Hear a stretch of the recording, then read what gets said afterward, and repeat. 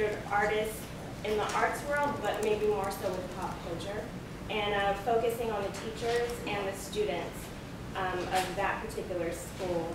And then also they have the Greenway Arts Alliance that is not, it's affiliated with the school, but they're different and more so they offer after school programs. So part 2 was more, they have cinematography, they have building sets, editing, dance, poetry, spoken word. So they're more so focused on arts as it pertains to the industrial complex, which is Hollywood. And then lastly, I did the millennials and how I read an article talking about how they're trying to engage the youth and get them to be part of the arts culture, and how they're so busy with their technology and you know, how do we go about bringing them? The downtown arts walk is very, very successful. How can other arts organizations incorporate some of the skills or events that they use to then bring that same youth to the arts? So that's a sort of change in delivery there. Right. Because pop culture is taking over so much, even just everyday news. You know, when you're leading with Lindsay Lohan as opposed to Syria, it's an issue. Yeah. So. I'd also, I mean, I think it'd be cool to ask, like, does it need to change so much? Is the millennial generation truly that separate from the arts? And if that's true, I mean, is it because they didn't grow up with as much arts education in the classical sense? Right. I mean, their teachers maybe weren't able to instruct them in arts, so they had to gather that from commercial, you know, television, you know, radio, whatever. So. Okay, so that really fits into the change in delivery systems, and so we need to focus in on that. Okay, Brian, you pitched arts education is as bad as we think it is. Mm-hmm. That would seem to strike directly at the core of. Explain just a bit for people who haven't. Well, it kind of fits, I think, in that middle section of the pyramid where, you know, who's doing what beyond the public school realm, and seeing what's happened at LAUSD this week and how that is possibly going to be changing in the future if we can get it funded, then, you know, that becomes, to me, that becomes a really interesting question. Like, so here we have the second largest school district in the country, all of a sudden is now committed to arts education as part of its core curriculum, whereas before it was basically on the chopping block every single budget year, and we would have this sort of hue and cry at the end of every fiscal year about the arts are disappearing completely from LAUSD. And so we had, in those moments, we would always turn and think about all these other organizations that are providing these types of arts education, and you know, it seems like a pretty fertile stomping ground across Southern California, not just LA County, but I mean, there are options everywhere. Can I reframe just for a second? What if the question actually is, arts education, is it as good as we think it is, right? Because actually the essential thing is behind all of the, you know, oh, things are bad because we're losing it, and we always try and tell them, oh, but it's really good, you know, this is what you missed. Is it actually as good as we think for arguing for it, or is in fact there are other ways of delivering? Well, I think that's something that is lost too in the debate, is what are the benefits and what are, you know, why are people getting so up in arms about losing arts education? What does it do for people other than perpetuate audiences? I mean, does it even do that? Does it even do that? Do people have a good answer for what the benefits are? But it might be even more complicated than that. There might be great benefits, but maybe that isn't the most effective way of delivering them. Mm-hmm. It seems also, I mean, we're getting the rise of self-taught artists because anybody, if you are part of the class of people that have internet, you know, you go on YouTube, it's all music lessons, that's where kids learn dancing, that's where you learn everything.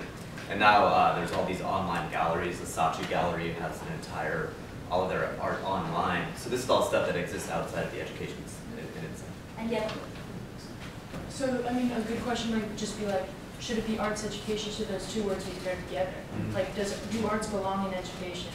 You know, and if so, you know, how good is that? How bad is that? I mean, hit both sides, but why arts education? Why are we putting those two things together? Why not just allow people to do it outside of school? And I keep thinking about, you know, your statement about how you can't download a trumpet, you know. But if you look at the rise of electronic music and even hip hop, all of this stuff, this is people making music on their own outside of any sort of. By the way, you now can, with 3D printers. Yeah, but we're 3D printers aren't cheap. Well, the first one's coming out for $1,200, like in the next Oh, really? month or so, yeah. I mean, it's about to be, But that's an access issue. You could still get a trumpet for cheaper. that's true. What I was trying to tell you Yeah. is that this is an access issue to the extent that, okay, maybe you can you can learn to dance from YouTube and sort of copying what you're doing.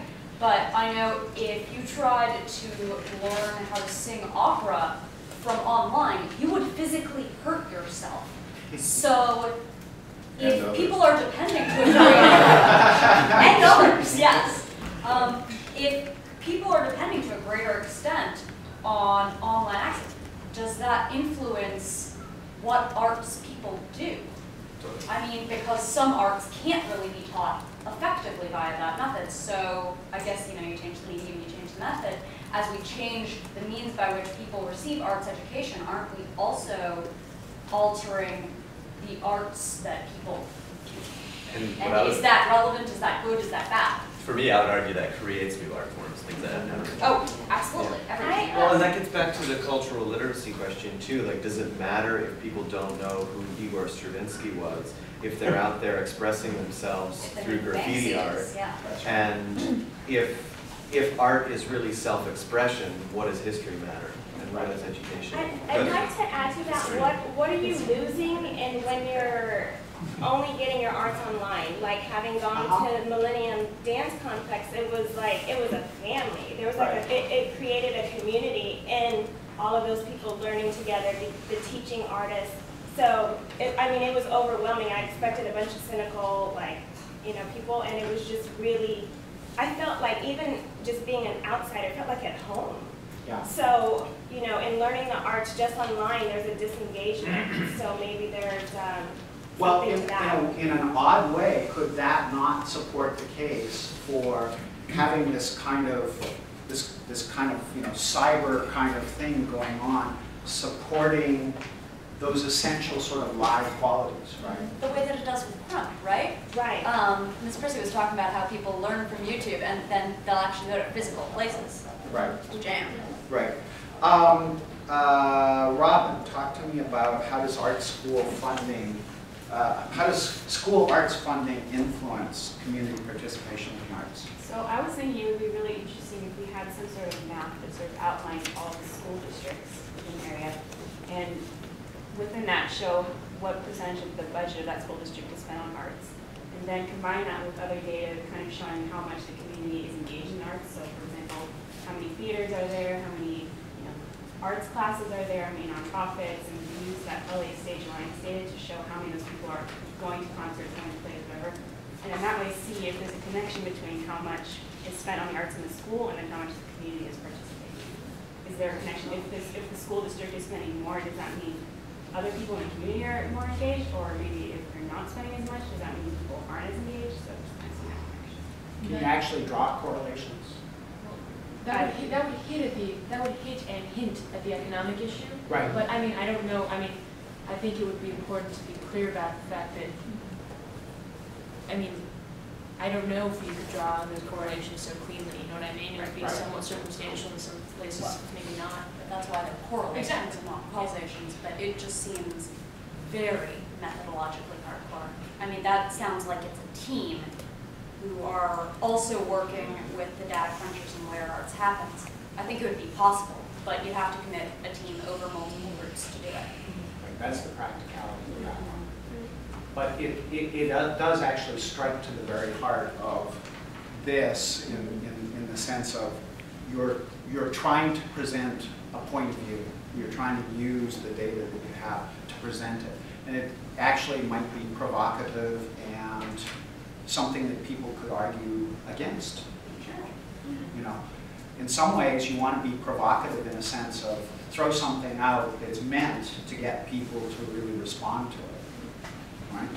Helena, talk to me about the quality of teachers. Well, that's exactly what I was thinking. It's very provocative in the sense that you would actually study, well, international studies shows, these international surveys, that the best schools in the world usually have very good teachers, high quality teachers with very high qualifications.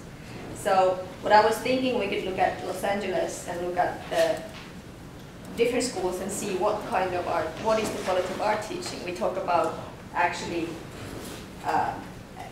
the fact that budgets are cut and there's like less and less art teaching, but what is actually the quality? And we could look at that through the qualifications of teachers. This might anger many people. They might say, our teacher is great even though he or she is not qualified. But it could also provoke a lot of discussion about And you realize this goes right to the heart of teachers' unions and Right. fight about pay and Yeah, all but at that. the same time, I mean, teachers should be qualified.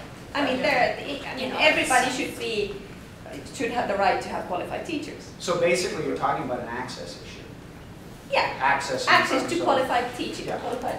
So, I mean, I think that really hits an important part of this, I think, because, you know, what a lot of the arts advocates say is that, you know, Prop 13 basically reduced funding across the board in California and basically put a squeeze on education. Right. And a lot of the time, especially like in the 70s, arts got cut. So you have a generation of teachers that went through the school system and didn't necessarily get arts education Exactly. themselves. Yeah. And so to pass that on to kids might be difficult. And some of the best arts education is often the idea, I mean, right now, LA Unified is working on integrating arts education so that in science and in history and, you know, in all these various subjects, you use the arts as a method of teaching or tool, and you listen to the period of music during that history, you know, so that it's all integrated, so it's not separately arts, you go and do crafts in this one room. I mean, you can, but whether those teachers can do that and they have the knowledge personally may depend from teacher to teacher, and if they had access, you know, if they went out and got private music lessons themselves because they weren't getting it in school. Also, what you deem a qualification for arts education specifically. It's not necessarily like, you know, history teacher, you want them to have a history degree.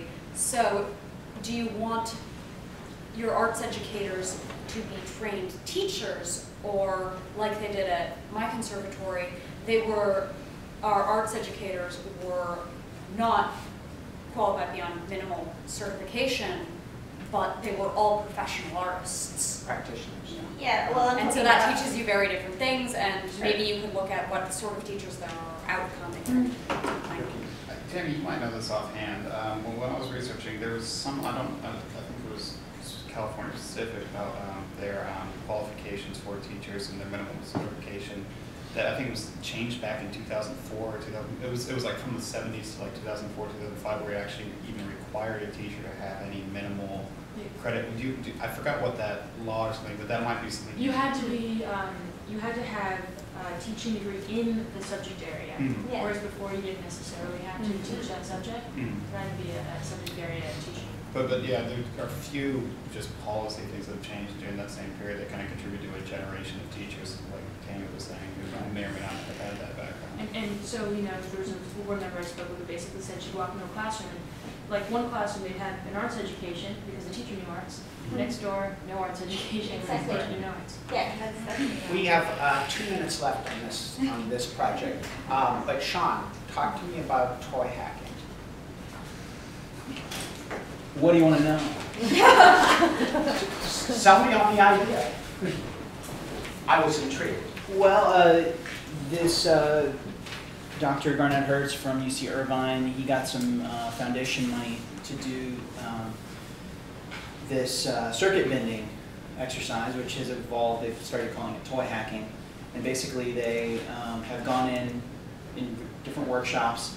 And part of the directive of the grant was to service underprivileged, what they deemed underprivileged Latina communities. And then somehow along the way they extended that to African American communities as well. So they basically get these kids together and they have like sound-based toys with like simple circuits in them that like include sound effects and music, things like that. So maybe like a toy guitar or a toy, you know, a speak and spell or something of that nature. And then they teach the kids basic circuit bending skills, you know, with a screwdriver, how to get into the, forgive me, I'm not a computer person, so if I use the wrong terminology, my apologies, but how to get into the, you know, the motherboard, so to speak, and to bend the circuits and with, you know, making different connections. So if like something had like 5 phrases, they teach the kids like, well, here's how to hack it and make it say what you want when you want it to say it, or connect it so it always says this one thing, you know. And part of what Garnett had told me in the interview was that he really wanted to put this hands-on element back into STEM education, and he also wanted to add that arts and creativity angle into education. Sean, just for the record, there's an entire subgenre of music. I mean, just looking at 8-bit music that is built off of that principle, you know, using old electronics. So just be aware of that when you start looking at that. So, and so anecdotally, when he said when he does the workshop, some kids don't even know how to use a screwdriver, you know. But within 4 hours, he said 90% of them have picked up the necessary skills to go through the curriculum, and meanwhile, they found it extraordinarily interesting and engaging.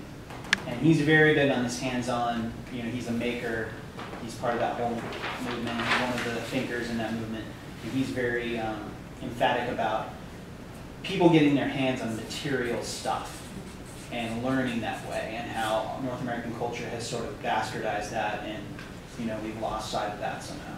Okay, so it's sort of an expansion of an idea of what artistic, how you teach arts in a way. It's far beyond what the traditional sort of sense of what a traditional arts education is. Sure, I think in a melding of the brains, so to speak. Yeah. You know, not looking at these things. I mean, I guess there's forms of education like Montessori schools and things like that, but where you combine topics, you don't exclusivize them. Right. But he's into, you know, teaching left brain through right brain. Okay. Let's move on to spaces. So I have a different sense of how the structure of this story. If we go back to this sort of here, what we're basically, if you look at the framing of this question, we've basically got physical, right? We've got political, and you've got cultural. So if this is basically how we're defining the battlefield,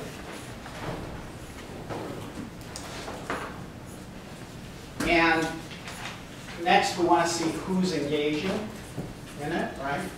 And then we want to start making the connections. I think for this story, the real interesting part is here, where the connections are, right? We want to be able to explain the graffiti story. We want to be able to explain in a way, the copyright story, the who owns what. You know, you're walking on a street, you want to take a picture of a piece of public art.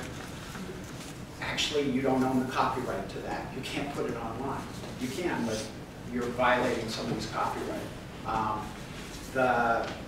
And all sorts of ways of thinking about space. So the real juice of this story, I think, is where you start to take these 3 boxes and they start to intersect, so that you start to understand what the connections are, both in the micro level and in the much larger level.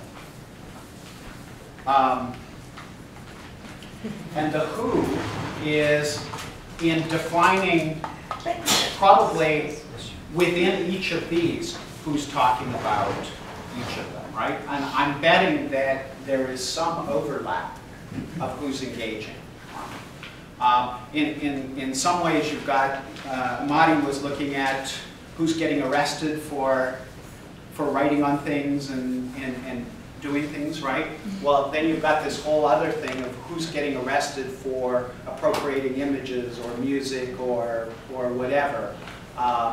And you've got, you know, there are lots of ways in which the contesting of public space or the contesting of space has overlap in all of these three areas. So let's talk about some of your stories.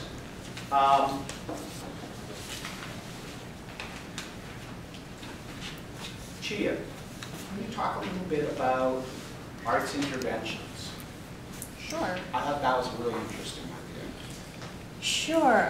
Well, I just kind of was thinking more about the way that people are sort of taking over their spaces and sort of showcasing that through performance and in public form.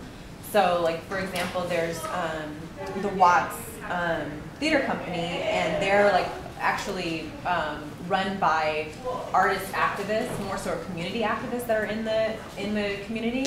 And they have this thing called Riot Rebellion, where they're essentially going to be staging performances throughout Watts, and they sort of take these.